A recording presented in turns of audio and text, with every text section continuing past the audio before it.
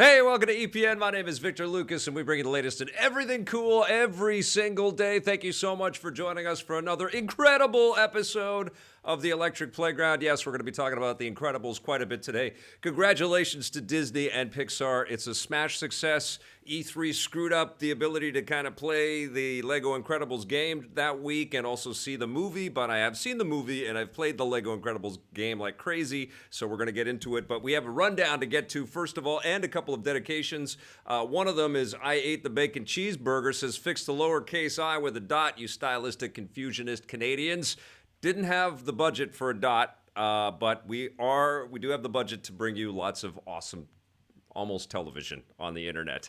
But thank you for that. And also thank you, Dean Howard, for being a brand new sponsor to EPN. We love that you are supporting us, and we are very grateful. And that's why we have made you this rundown. It's official, Disney will soon be the proud owner of 20th Century Fox. Fox has accepted Disney's acquisition offer, clearing the road for them to become a Disney company. Earlier this morning, Disney upped their bid from $52 billion to $71 billion after rival company Comcast made their own offer of $65 billion, and Fox chairman Rupert Murdoch has accepted Disney's new offer. Alongside the extra money, Murdoch thinks that Disney is in a better position to get approved for the deal because, unlike Comcast, they're not an internet service provider, which would open up antitrust problems.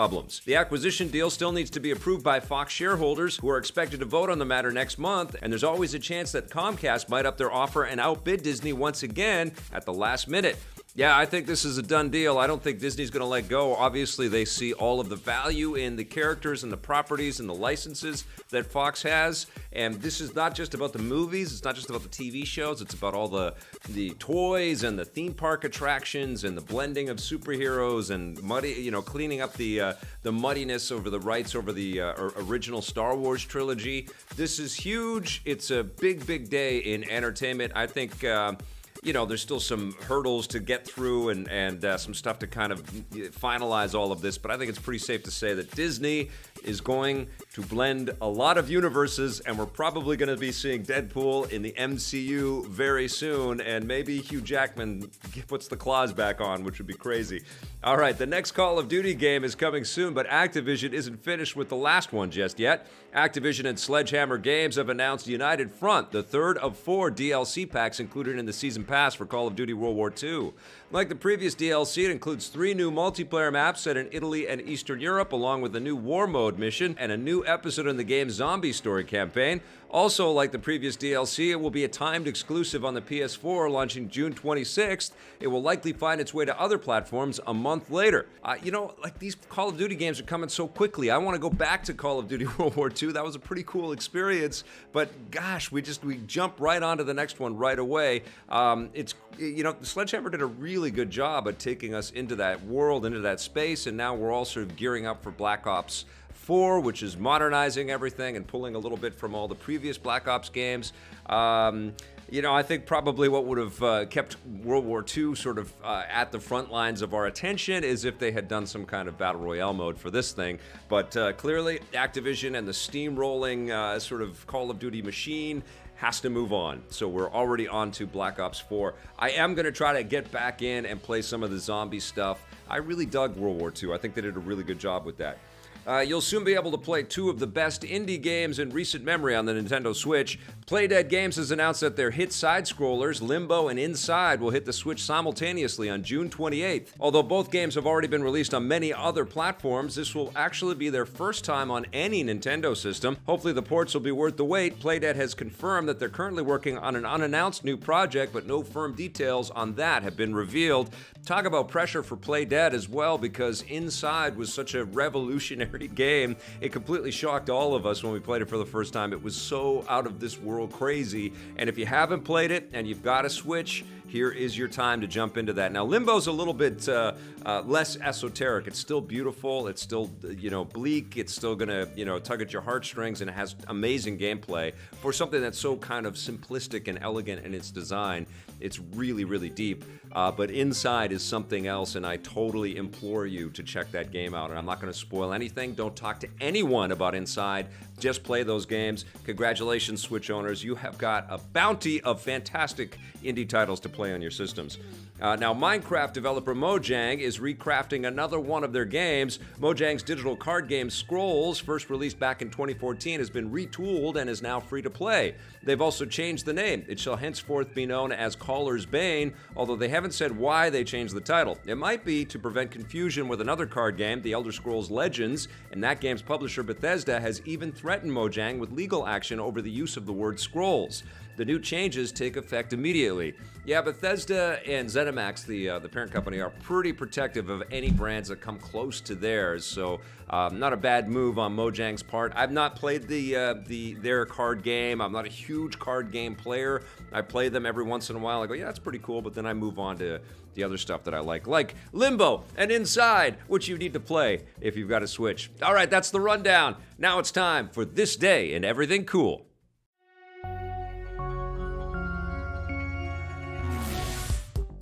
Welcome to This Day and Everything Cool for June 20th. On this day in 1975, movie theaters were treated to a mindless eating machine, and we're not talking about audiences stuffing their mouths with popcorn. Steven Spielberg's iconic shark movie, Jaws, debuted in theaters, terrorizing viewers with its tale of a small island community infested by a great white shark. Based on the novel by Peter Benchley, Jaws was only the second theatrical film directed by Spielberg, but producers Richard D. Zanuck and David Brown trusted him with such a big project after recognizing his obvious talents.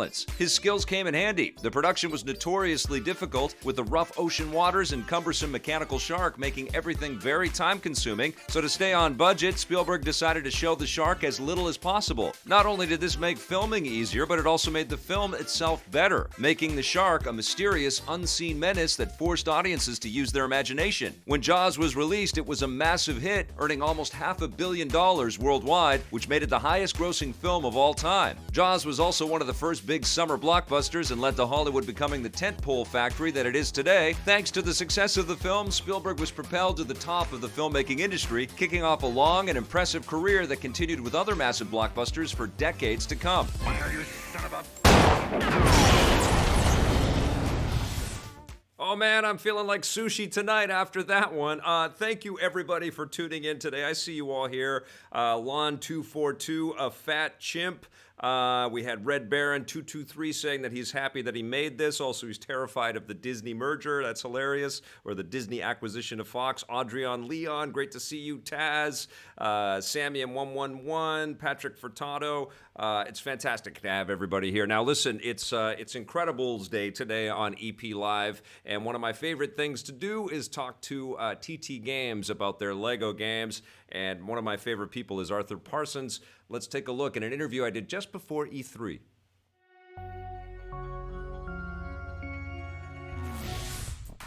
Hey, look who it is. It's one of my favorite people in the video game industry. Arthur Parsons is here to tell us about a brand new Lego game. It's a Lego game based on one of my favorite, if not my favorite, Pixar. My favorite. And your favorite? Yeah, The Incredibles is incredible. I can't believe it's 14 years since the first movie.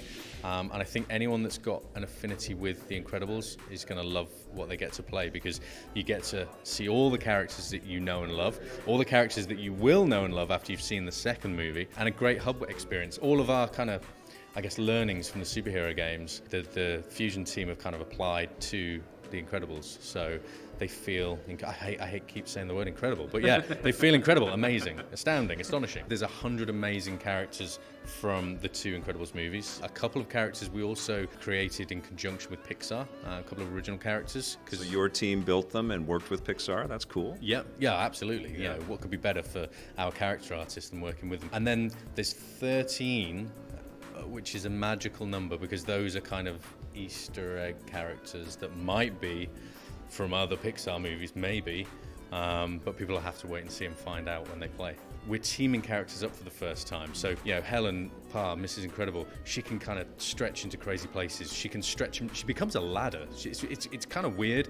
And then she can stretch and she become a beam. She can turn into like a giant American football, and then her husband throws her. She can turn into a boat, and then you can jump into the boat, and then you can use dash to become the outboard motor. So there's like 3 of you kind of whizzing around to go up the rapids. It's cool, but it's all from those learnings of previous games. And I think the team at Fusion have done an awesome job of delivering an experience that looks and feels and sounds like the movies.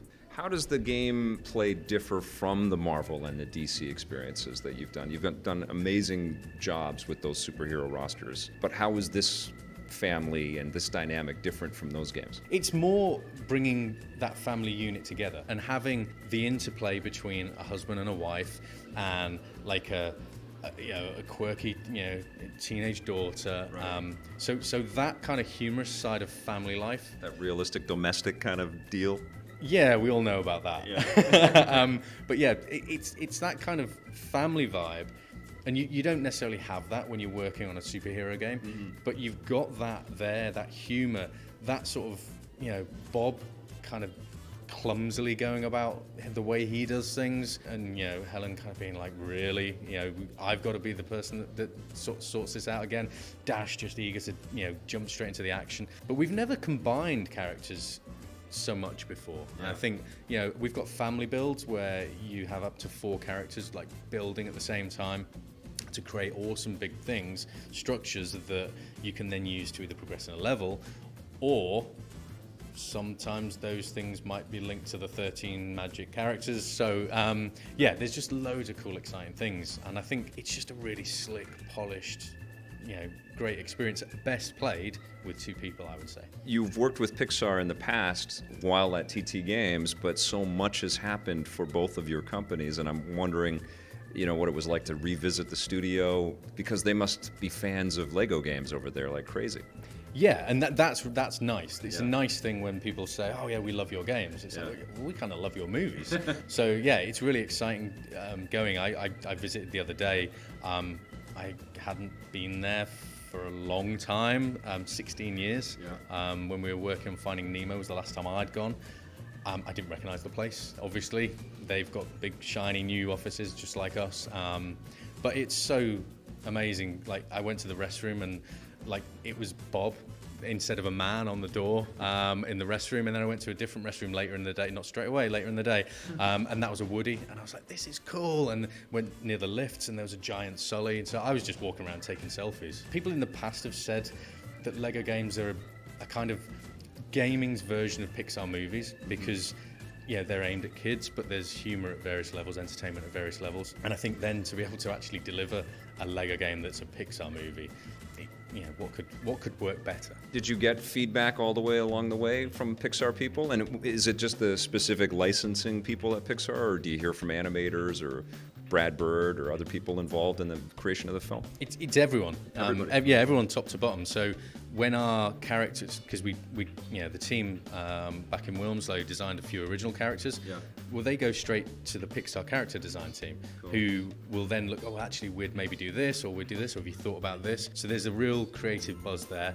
We're working, with various levels of people all the way up to Brad Bird, who then obviously voiced Edna Mode for us in the game as well. And then on Monday, he was just like, he said he was super pleased with the outcome. What could be better than the director of the movie going, there's my rubber stamp endorsement. It always blows me away, some of the firsts that your team is able to accomplish. Getting Harrison Ford to voice a character in a Star Wars video game, making us an true Avengers video game based on the movies.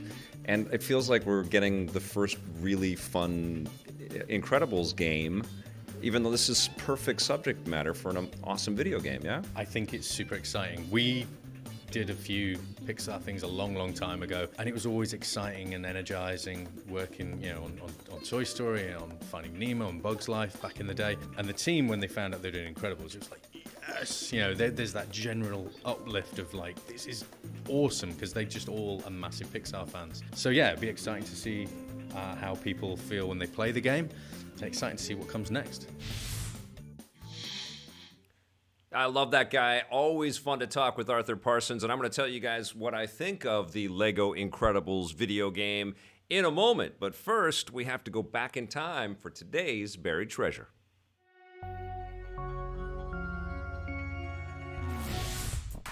Today's Buried Treasure takes us back to 2010 and the Misadventures of P.B. Winterbottom. This was a game that was initially developed by students at the University of Southern California, and then it was brought out into the commercial kind of world. It was one of the Xbox Live Arcade downloads back in the day. It is now also backwards compatible on the Xbox One platform. Way to go, Microsoft, with bringing us all of these classic games and letting us play these things again.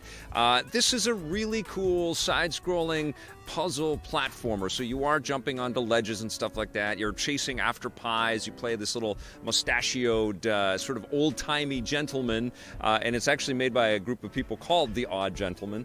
It's got a really cool sort of silent film era charm and aesthetic to it, and the mechanics are pretty solid. You can clone yourself. There's time trials. There's lots of different other kinds of challenges beyond just the core sort of, complete all the objectives experience. A lot of people love to speed run this thing as well, but this is one of those just gorgeous, out of nowhere surprises that the early days of Xbox Live Arcade really offered up to us. There's, of course, this really robust and, somewhat sophisticated indie game market out there now. There's lots of great games coming from every type of direction. But it was titles like this and Braid and Flower and later Journey that really kind of helped to elevate the importance and the value of independent game making and out-of-the-box type of thinking, and also this really cool adherence to classic 2D game design and how much merit and value it still has for modern-day players. The Misadventures of P.B. Winterbottom is absolutely worth your time, and it's absolutely a buried treasure. Now, Blake and I tallied up all of the buried treasures that I've done over the years, and I think we counted 1 billion. Maybe 1.3 billion. But one thing that I know is we will never run out of buried treasures because lots and lots of games get forgotten. That's why it's always fun to go back in time and check out some of these classics that we shouldn't have missed. I see Samium111 says, let me guess Lego Incredibles is ... incredible. I'm going to try my best to review this game and not say that. But first, Howard Dean. Oh, look at this. Timberwolf is using all of the crazy emojis. We need to make more emojis. We need to make time in our schedule to make emojis. We made you t-shirts, and we hope that you're digging those if you picked one of those things up.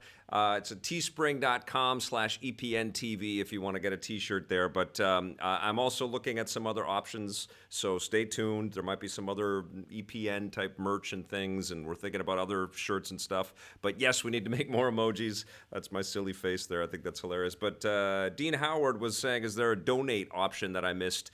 Well, in addition to you sponsoring us, which we love, thank you, there's also a little super chat button, which is the $ right there. They make it pretty... It's a money symbol. You press the money symbol and you're donating there. But anyways, let's get started talking about the Lego Incredibles video game. That came out on the day The Incredibles 2 came out. TT Games worked on this. This is the TT Fusion division of TT Games. They're getting so big. They just launched a TT Brighton studio as well to make more mobile stuff for us in these Lego video games.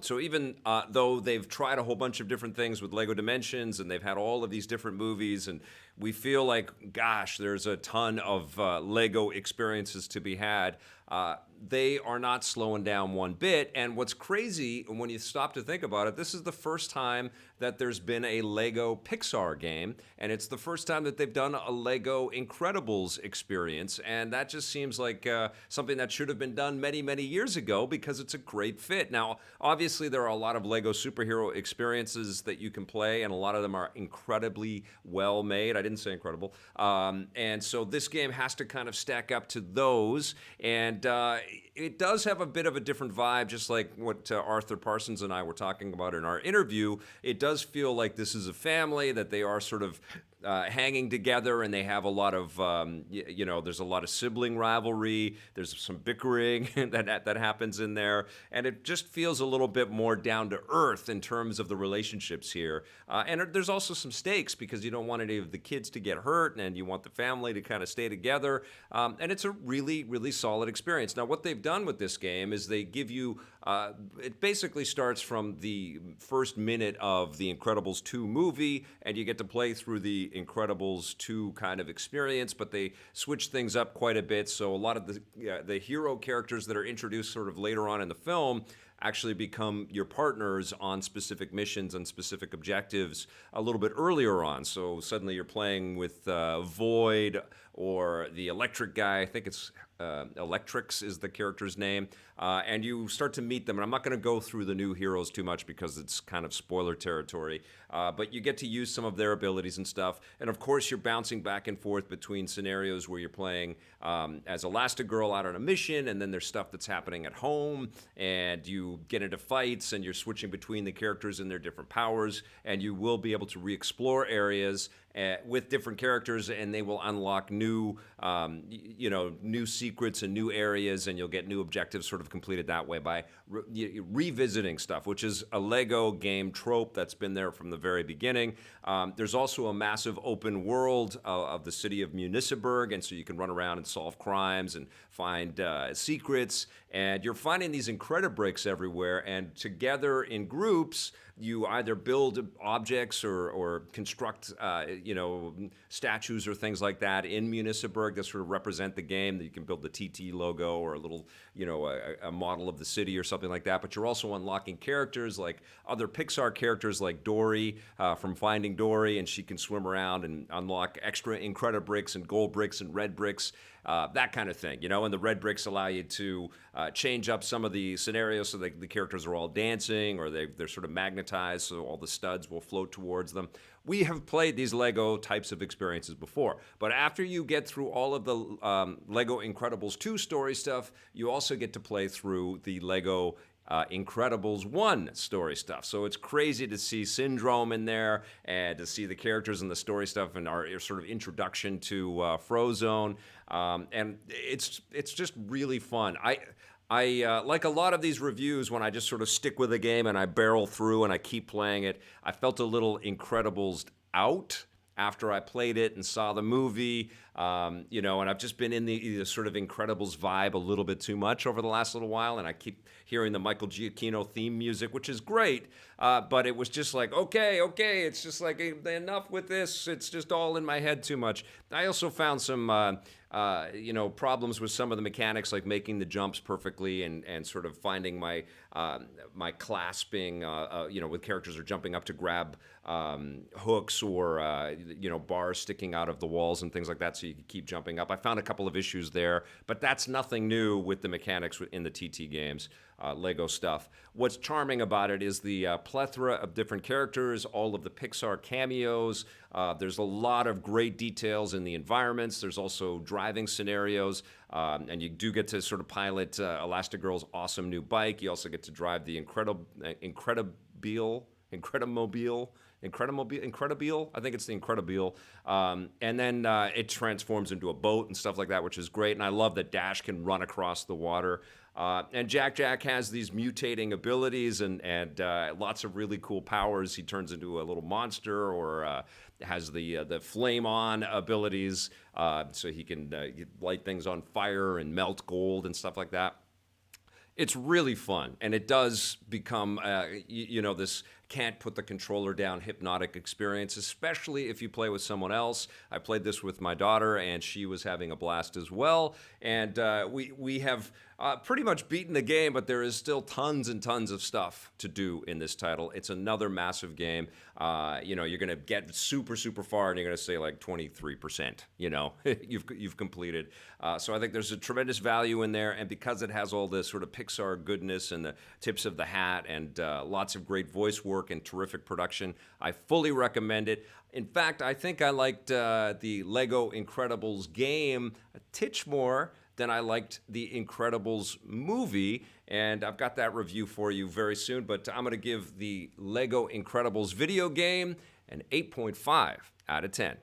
Now, let's get started with my review of Incredibles 2, the movie.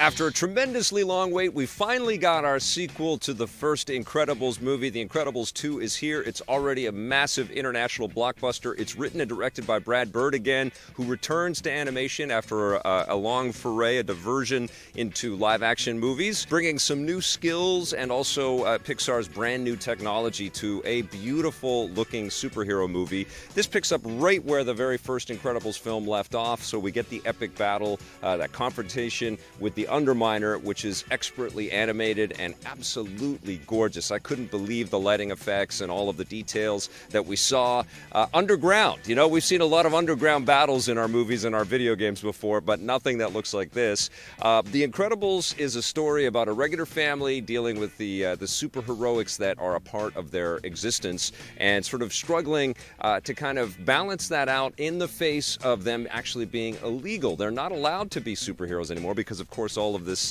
extra damage starts to happen every time these superheroes jump in and try to save a city from some kind of supervillain, as is exhibited in the battle with the Underminer at the beginning of the movie. However, they meet this advocate for superheroes in the face of Winston Dever, who is played by Bob Odenkirk. Thankfully, Winston Dever swoops in and offers the Parr family the opportunity of a lifetime, basically changing perceptions on how superheroes are kind of looked at within the city and eventually the world. And he puts little cameras on their super suits and chooses Elastigirl to go out and be the initial face of superheroics, and she has this incredible train sequence. All of the original cast members are back, so Craig T. Nelson, Holly Hunter, Samuel L. Jackson as Frozone, who doesn't have enough to do. That's one of my quibbles with this movie. Then we're also introduced to a whole bunch of new superheroes in this flick, but I won't spoil all of that because it's some of the best stuff in the film. And I also dug the fact that we get a lot more with Jack Jack, who, as we kind of came to understand from the first movie, may be a lot more than originally sort of identified as this little baby. He's got powers, and if you've seen any marketing, you know he's got some pretty cool powers, and he's also a hilarious part of this movie. There's this epic confrontation between Jack Jack and a raccoon in this thing, which had my family in stitches. I saw this with my daughter and my wife, and they were both entertained, although I have to say that my wife and I were not blown away, and I think we had a lot of expectations for this because The Incredibles came out of nowhere and really impressed us with its, super heroics, but also its familiar and familial pathos, like you can understand the arguments that these characters would get into. You could see the family dynamic. It was so expertly crafted on screen, and that carries over, but it feels like we're treading water a little bit with some of those tropes, and we also get a lot of the old cliched, the dad's a fish out of water, he's got to be the stay-at-home and take care of all the kids, and he can't really deal with it. I did like that Elastigirl got the super heroic spotlight, though, because she's an incredibly cool character. She's got the stretchy abilities like Mr. Fantastic, and she gets this kick-ass motorbike, and that whole sequence was just amazing, where she's racing around and saving the train. She's just so competent, and and of course Bob Parr is so incompetent.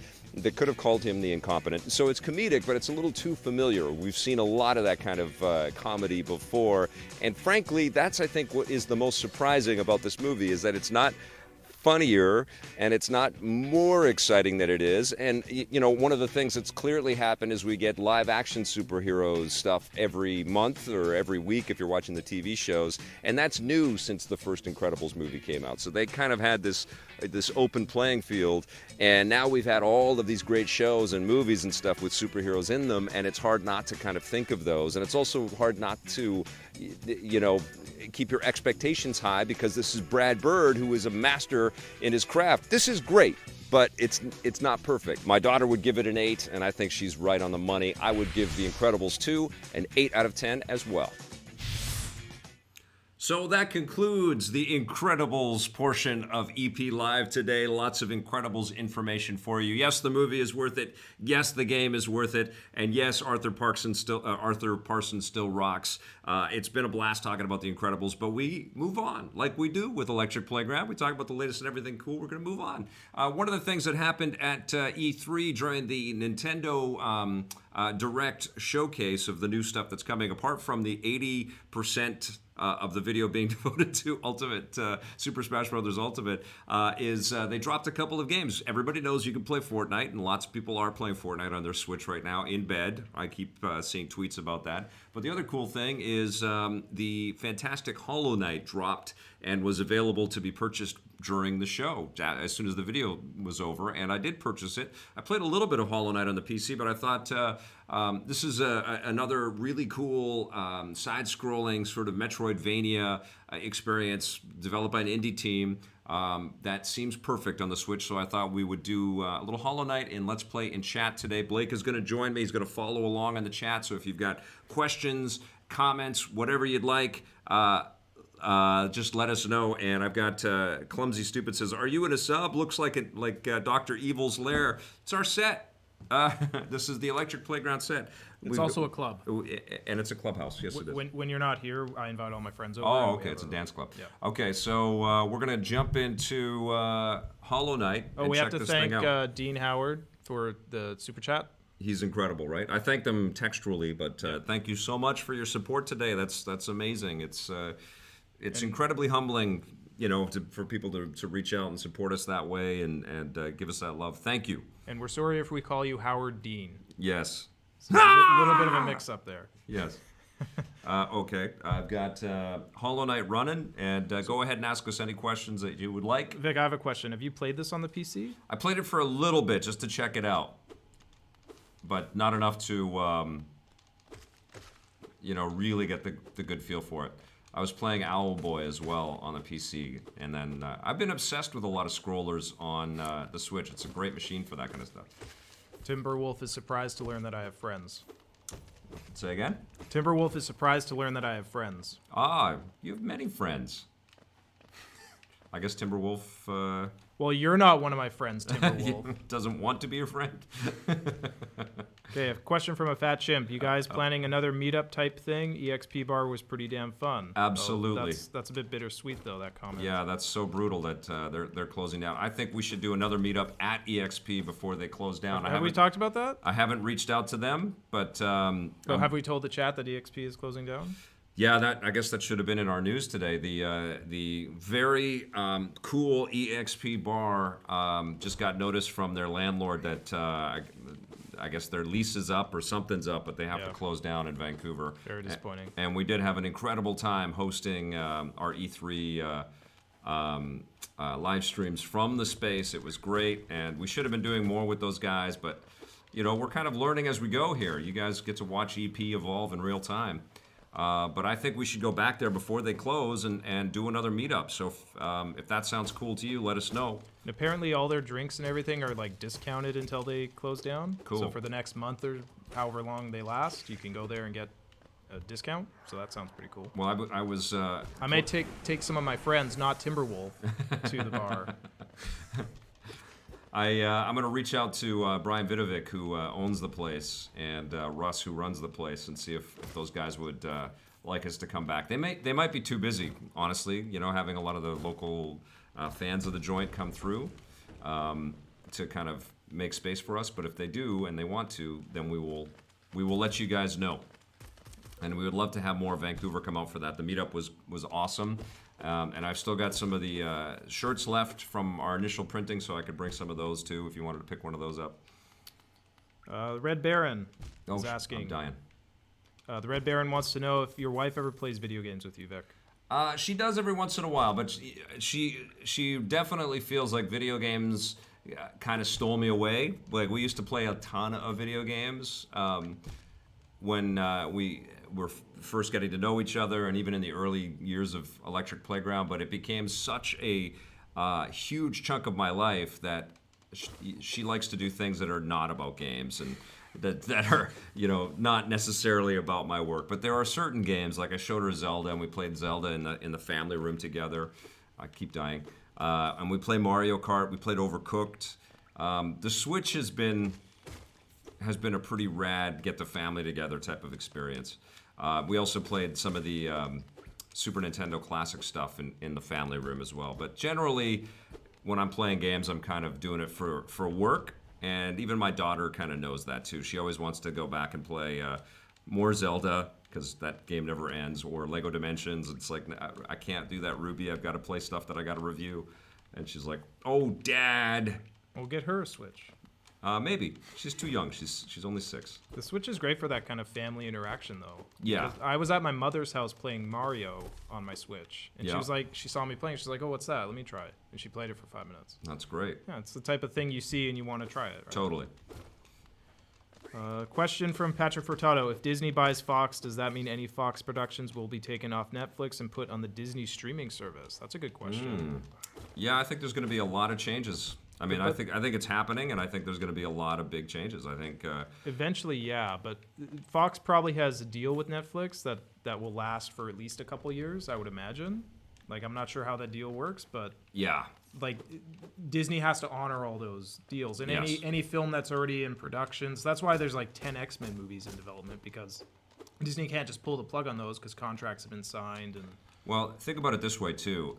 Like the movies and the shows are huge for Disney, but I feel like even if Disney has a streaming service, they're still going to want a really good second window relationship with Netflix, because they want those eyeballs. And there's going to be a lot of people that don't get the Disney streaming thing that are going to stay loyal to Netflix, just like they would on a regular TV station. Yep. So I think you're still going to be able to watch a lot of Disney stuff and a lot of Fox stuff on Netflix, even when they launch their stuff.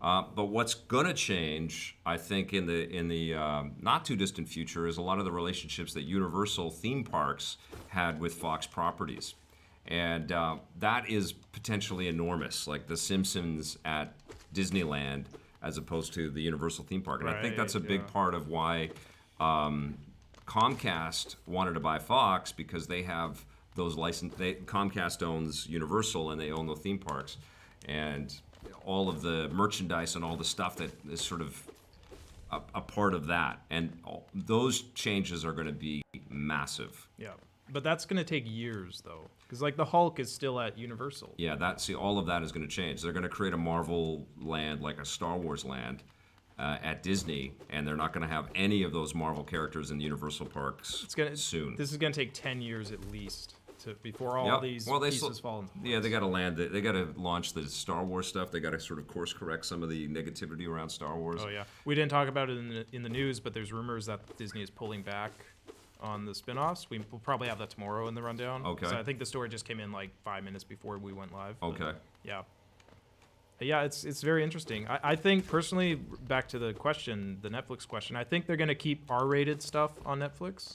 Like they've said they're going to keep the Daredevil shows going on Netflix. So I think Fox, we were discussing this before we went live, I think they're going to keep releasing R-rated movies under the Fox banner. Yeah. Because Disney doesn't release R-rated movies, so they're going to use Fox as an outlet for that kind of content. So Right. it would make sense for them to do that on Netflix as well.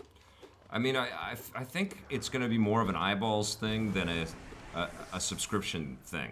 You know, I think they would rather have more people watch the programming wherever it is and earn royalties off of that than just put all of their eggs in people will subscribe to the Disney thing. You know what I mean? Yeah, but they've said they don't want any R-rated stuff on the Disney thing. Right. So Yeah, but I think that like they have a lot of animated movies and stuff on Netflix. I think that will continue. I think that partnership will. I think continue. they've said they're not though, Vic. They're going to close it all down. I think Bob Iger said eventually that all the like not R-rated Disney stuff like is gonna like Frozen and whatnot is gonna come off of Netflix. Well, then Netflix is in big trouble because Disney owns. Netflix is worth more money than Disney, Vic. It's They're the high. They're it's it's per share. speculative money. Speculative money. Yeah, it's not. It's sort of public funding, But that's raising all the money, though, Vic. IPO money. All money is speculative money. Yeah, It's money is just paper. I don't think it earns as much as Disney does That's true. across all of its various platforms. This Okay. is we're in for a very interesting couple Totally. of months in the entertainment industry because it still hasn't been approved by their shareholders. That's going to happen next month, and it still has to be approved by U.S. government regulators, which is probably going to happen, but it's not done yet. So we're going to see very interesting things happen. So if I rest, I guess I heal up. Oh, I save a little bit here too. I really like the design of these characters. Yeah, it's cool, right? So this Oh, guy's going to tell me, oh, you've come back. You walked straight past me. I thought maybe I'd faded along with this town. Fat Chimp is saying that EXP is closing July 1st. July 1st, okay. So that's pretty quick. It's like a week, like a week and a half from now. I'm going to pitch Brian and his team. Maybe we go on a couple of Fridays. So it might be as soon as this Friday, Anybody from Vancouver in the chat? Would you must come be a out few. for lunch with EP and we do the EP live and a meetup? I think an evening thing would be better, right? It would be better, yeah. But We'll then see. we'd be keeping people waiting. But chat, tell us what you think. Give us your feedback. I mean, maybe we do EP live and then we stay for the evening and we just hang out, play some games and stuff. Yeah, that'd be cool. This is like a Tim Burton movie. It is, isn't it? aesthetic. Yeah. It's really cool. Disney is the only studio that has more money than Netflix. Yeah, but their share value isn't as high as Netflix. It will be after today's news. No, Disney might go down. Fox will go up. Because Disney has to spend a shitload of money now, right? Well, Fox is Disney. That's true. Oh, yeah, that's right. Right. That's right. Yeah. I mean, the thing that I've always said about Netflix is like, it has the subscribers, but how much does it actually own? Well, that's why they're getting all these investors right now, because they want to invest in new content, so they own all these things, right? Because they're such a new studio. Easier said than done. Well, they're doing it though. They've got Stranger Things, they've got House of Cards, they've got Orange Is the New Black. These are valuable things, right? And their back catalog is getting bigger every day. Let's do a meetup on Prince Edward Island. Lobster is on me. Is lobster cheap out there? I would love to come out there. I've never been to the Maritimes. Do they still have lobster out there? It hasn't all been fished to extinction. It's so dark. Emilio Lopez is saying that this is like a cutesy Dark Souls. Yeah. It kind of is. Yeah. It's like Dark Souls has some cutesy things in it. though. So far, I'm excellent at dying in this. Dirtmouth, the fading town. So I started back here. What is this? Inspect this. This guy kind of looks like Cuphead. All of your mapping supplies will be opening soon. Okay, so I'm still kind of figuring out the lay of the land. I jump into the well.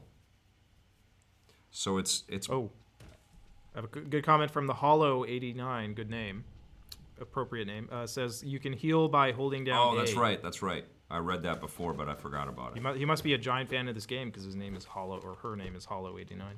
Oh, cool. His or her name. Oh. I don't know. Anyone else gaming while Vic is gaming? Pay attention to the news and game when he does. That's I don't know. Is that a thing people do? I've never done that on a stream. No? Like play a game while someone else is playing a game. That would probably give me a headache. But I don't know. Oh, I think a lot of people do you do that, Vic? multitask. Like you watch Twitch and play a video game at the same time, I don't watch Twitch. or YouTube or whatever. Sometimes I'll have a YouTube vid going on or something like that. I'll listen to a podcast. I won't have a video going. But yeah, hearing and watching someone play a game while I'm hearing and watching a game and playing a game would probably, that would probably give me a headache. Yeah, I didn't know. I didn't even think that people would do that. Question from RN Jesus. Or RNG Eusis. Yeah. Question: do you think Marvel can make enough shows now buying Fox to compete with DC dominance of the CW, rather than put everything on Netflix? They only have Agents of Shield. They can. The question is if they're going to be able to find a Berlanti that can kind of supervise all of that, and it's really impressive what Berlanti has done. He is very analogous to Kevin Feige. Like there's a quality. Why is he not in charge quotient. of the movies? I don't know. He's so talented. Like I watched a few more episodes of Black Lightning. I'm like, this show is really good. You know, and when I tune into any of the other ones. You know, they have bad episodes, but they're really good. He directed that movie Love, Simon. Yeah. Which I didn't know. And I'm sitting there watching that movie, and it's really well made. And I'm just like, why is this guy, comparing this to like Suicide Squad, Well, why is this guy not in charge of the DC movies? Berlanti just got $300 million from Warner Brothers to stay. To make shows? To stay with their company. But why is Warner Brothers No, I'm saying Berlanti should be staying at Warner Brothers, but making their movies. Well, he's making them a lot of money making them shows. But he could make them so much more money making those movies. I think television is the bigger dough for studios. As long as you make hit shows that get into the syndication area. Well, he doesn't have to direct. Just be the Kevin Feige guy. Yeah. Just like be a producer on all I agree. of it. Consolidate it all under the same universe. I don't think I under can the same go up there. continuity. Can No, I? you just Ninja Gaiden up to the. You think? You got to Meat Boy that. Yeah, there you go. I'm dead. Can't you Ninja Gaiden off the walls? Okay, so bounce. Yeah. Like go Okay. between the spikes. I'm dead. Nope. Can you wall jump? I didn't feel like I could. You must be able to. How else would you get up there? I don't know. Back at the town. Oh, there wasn't a checkpoint right before that? No. I think it's a roguelike thing. Who's played this? Is it more of a somebody in roguelike? the chat who's played this, let us know. But still, in a roguelike, they wouldn't have that generate if you couldn't get across. Let's see if I can get past that thing. Maybe there's something else over here. It's very spooky and moody. I dig it. Ungibar plays, says, "Hey Vic, I really enjoyed your E3 coverage. Oh, Thank that's you. awesome. Thank you very much. We had a lot of fun at E3 this year. Yeah, it was wicked. And we have a ton more coming, too. Yeah, we shot still lots have of interviews and stuff we haven't, because it's like, well, I loved sitting down with Sam Lake. It was surreal because I showed him the episode from season 4 that he was in when I met him for the first time. And it was just amazing. And he had never seen it, and I think he really dug it. There weren't too many people shooting interviews with him at that time. there wasn't anybody shooting interviews at that time. Yeah. Not with game people. This I is before think- G4, right? Yeah, it was before G4, but I think IGN had started. But they were probably shooting on handy cams or something like that. Or you know, no one on TV, though. not right? really. No, Yeah. no.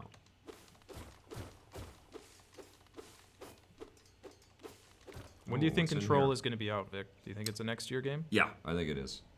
I really want to play that game. Yeah, It looks that game great. looks amazing. Temple of the Black Egg.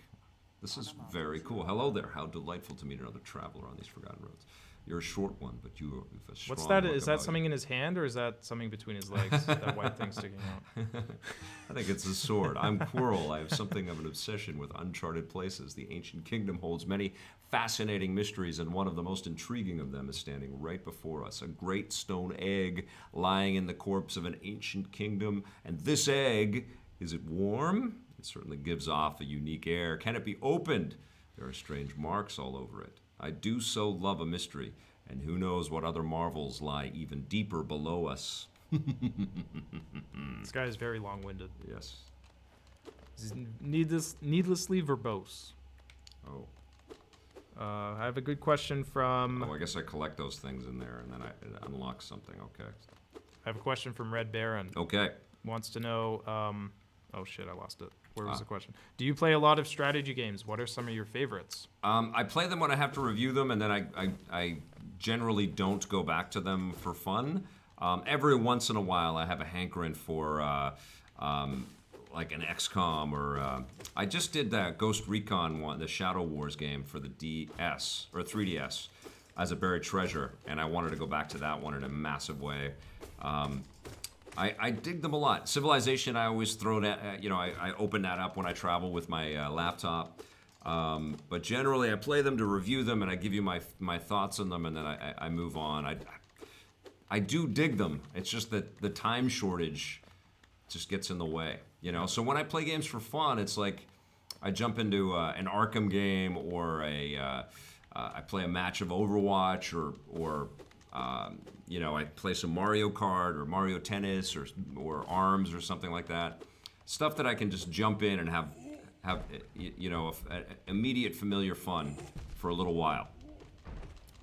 That's why I like playing the Uncharted games as well, kind of like play them again, because they're so easy to play and you see a lot in a short amount of time.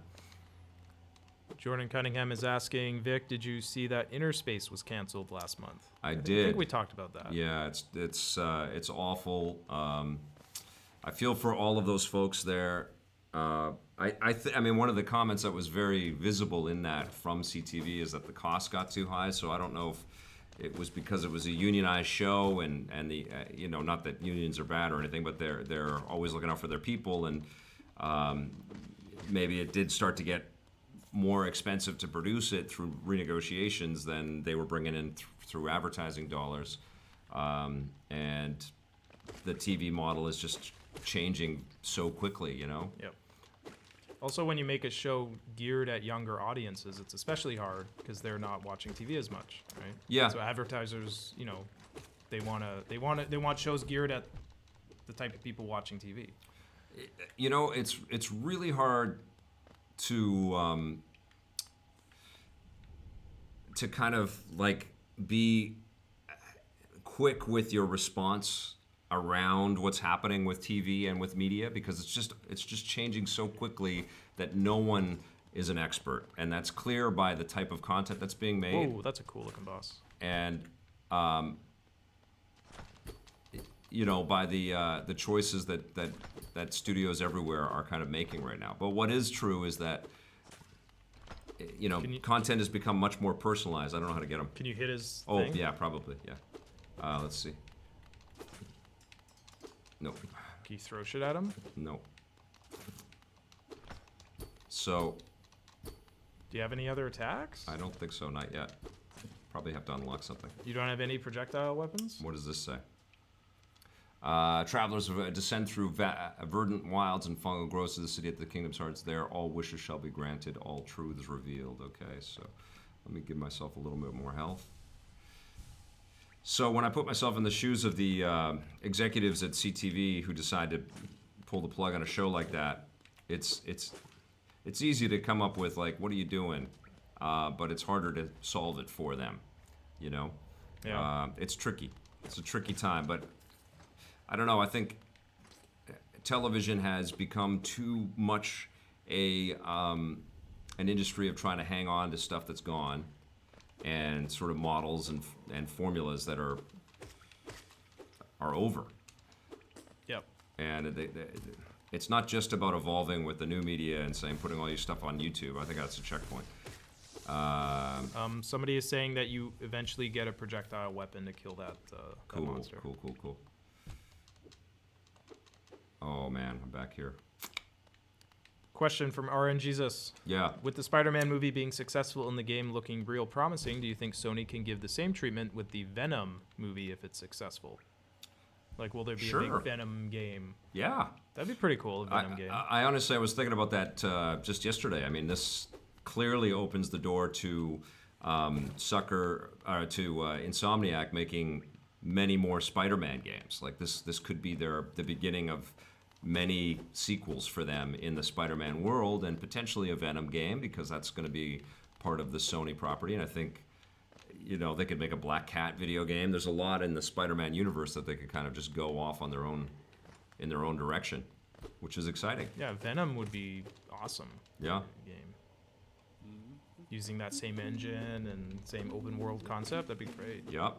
But yeah, I just hope the movie's good, because Sony doesn't have the best track record when it comes to stuff. The footage, the trailer looked great. Yeah, but every trailer looks good. Right? Yeah. Trailers are meant to look good. It's meant to sell you the movie. But Spider-Man: Homecoming was good, but Sony didn't make it. Marvel did. So I'm optimistic, but we'll wait and see.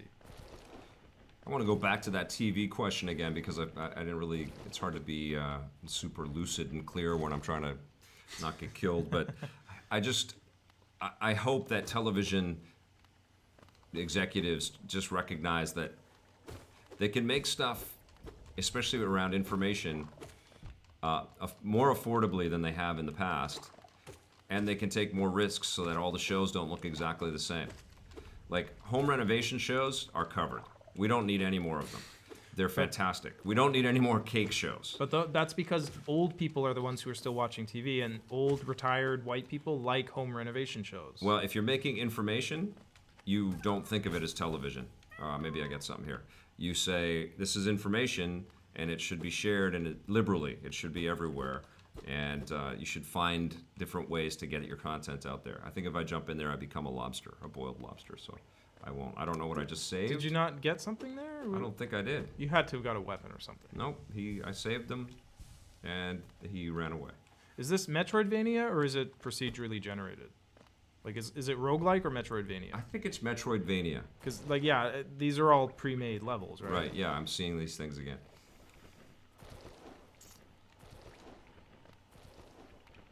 Someone is asking, Patrick Furtado is asking, do you think that we'll see a new Spyro game if the Spyro Reignited trilogy is a success?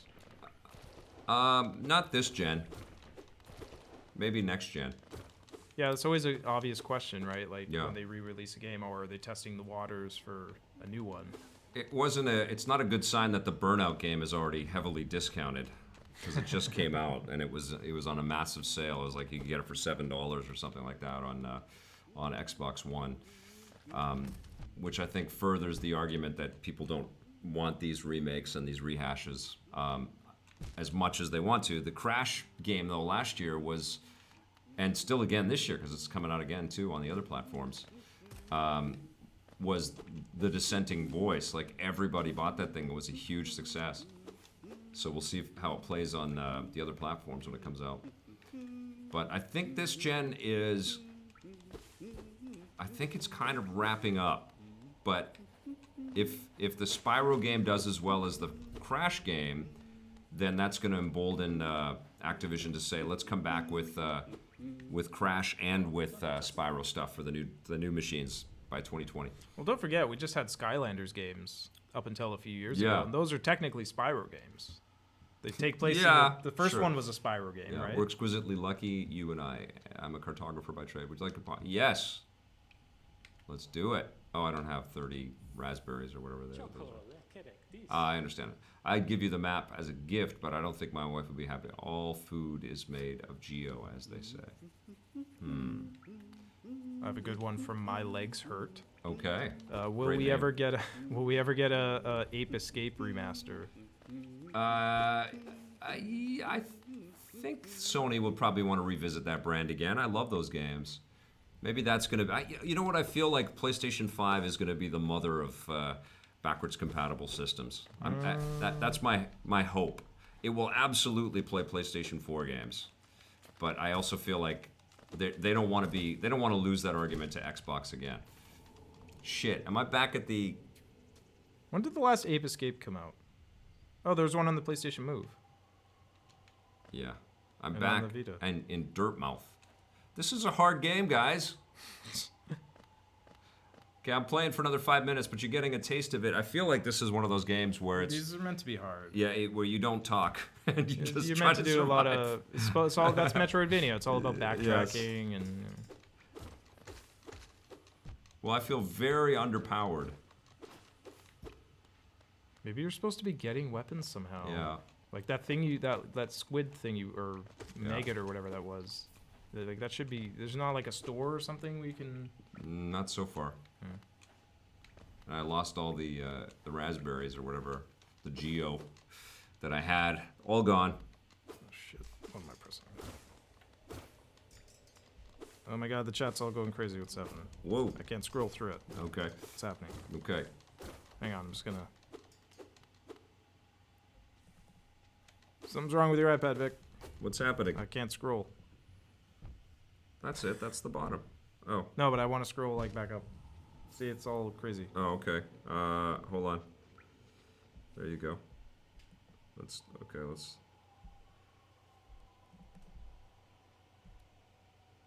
Is that working?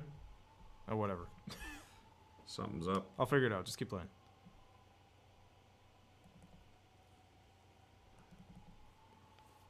My iPad is freaking out. Maybe it's out of juice or something?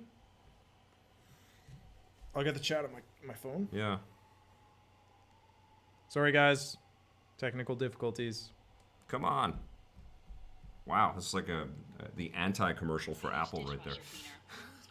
Oh, good. We got a dishwasher cleaner before our ad before our video. Okay, I got the chat here on my my trusty iPhone. Yeah, my iPad's restarting. Okay, well, you can close screw that. you, iPad. Okay. Okay. Dean Howard, if you had one game since 2017 that you think is a must-play regardless of console or PC, what is it? 2017. Zelda, oh my God. Breath of the Wild. Yeah. Yes. 100%. Hands down, Yeah, that was the best game of the year. Yeah, it's freaking out. I don't know what's going on. Just close that. Okay, there you go. Yeah, Breath of the Wild was an incredible game. And Super Mario Odyssey was amazing.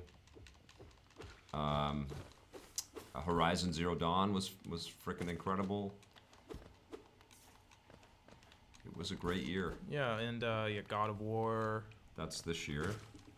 No, but I think since 2017 up till now.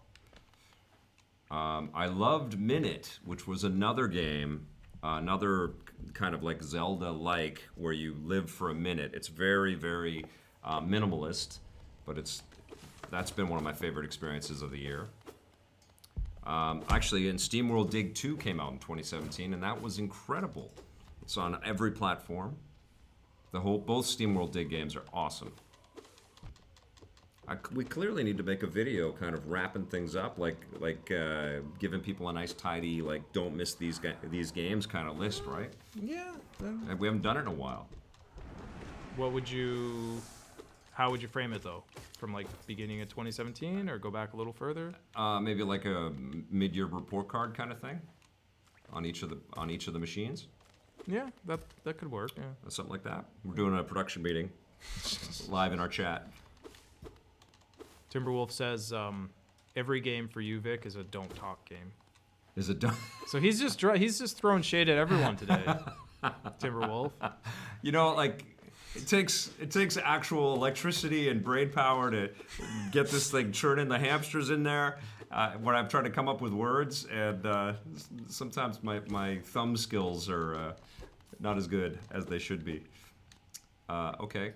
I don't know if I've been here before. I feel like it might be procedurally generated. Oh, Celeste.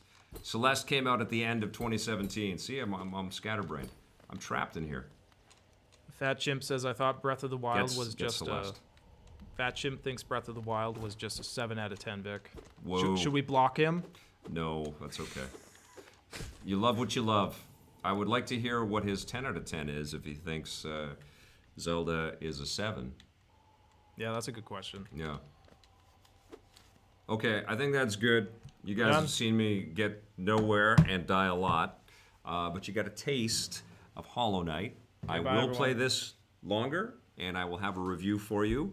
But thank you all so much for joining us today and for giving us your attention and your support of EPN. You all rock. Remember, we have lots of content. Just got another super chat from Timberwolf. Oh my God, Timberwolf, thank you very much.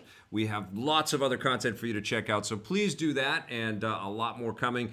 Tomorrow, we do not have an EP live for you, but we will have the rundown and some other content for you. So please come back for that, but check out all the stuff that we've been making, and if you dig it, hit subscribe, that little bell, and if you're so inclined, that sponsorship button too. Remember, everybody, play forever.